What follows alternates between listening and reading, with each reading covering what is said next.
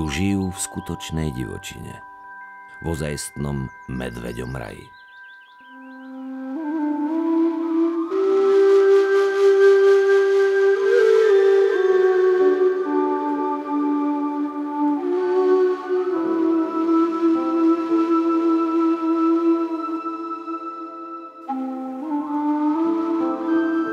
V Európe už nezostali takmer žiadne územia nedotknuté človekom. Divočina sa však vracia späť do území, odkiaľ ju kedysi vyhnal.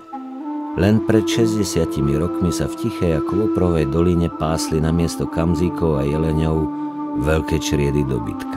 Rozsiahle plochy lesov boli zničené holorubnou ťažbou a vypaľovaním.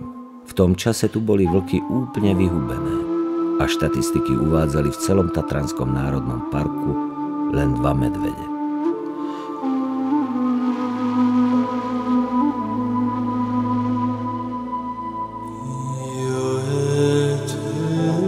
Odvtedy sa všetko zmenilo. Tichá a kvoprová dolina sa stali bezpečným domovom pre viac ako 40 medveďov a každoročne tu vyvádza mláďatá jedna svorka vlkov.